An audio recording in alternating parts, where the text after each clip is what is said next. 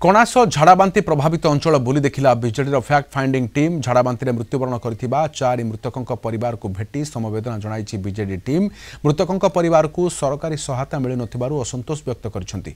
ए अवसर में राज्य सरकार को टार्गेट करछंती बीजेडी विधायक अरुण साहू। सेबडे राज्य सरकार आवश्यक पदक्षेप नेबा सहित आवश्यक चिकित्सा सुविधा जोगाई देउतबा कहछंती पंचायत राज मंत्री। प्रति गाँव में स्वास्थ्य व्यवस्था जोगाइबा सहित पानीय जलर व्यवस्था करा जायछि। गंगुआ नाल ट्रिटमेंट प्लांट कार्यकारिता पाई खूब शीघ्र डीपीआर प्रस्तुत करा जिवो बोली कहछंती रवि नायक। कणासरे झाड़ाबांति लागुनी रोक गतकाली 5 जन नुआ आक्रांत होइतिबा बेले आज आउ 7 जन एथिरे जोड़ी होइछंती। प्राय 25-30 रु अधिक आक्रांत होइकरी मेडिकल किसी सुस्थ होइछंती किछि एबे भी चिकित्सित होइछंती। एति 3 जन मरिछंती। नईकुल पटना जन मरिछंती।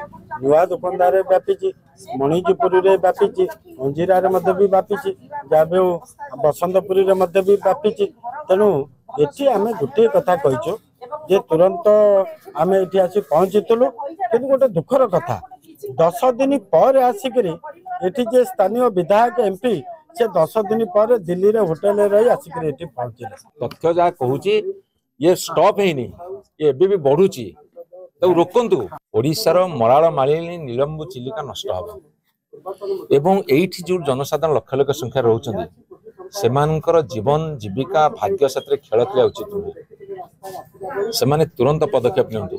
मो सरकार में दाबी करुची अंततः काली तांकर केही जने मंत्री आसी बुलिकी जानतु तथ्य और सत्य को से देखंतु तापर पदक्षेप नियंतु भल हम। एठी आम केवल विरोध करने आसनु। सेठिकार स्वच्छता पानी फिल्ट्रेशन प्रक्रिया को करने आम प्रयास करुछु जहा फल कि आज घटना घटुची। सरकार को भी बहुत तुरंत ए प्रकार विषय नहीं काम करुछंती। ए निष्पत्ति को मुख्यमंत्री भी जानिले आम शीघ्र ता उपरे कार्यानुष्ठान ग्रहण करिबु।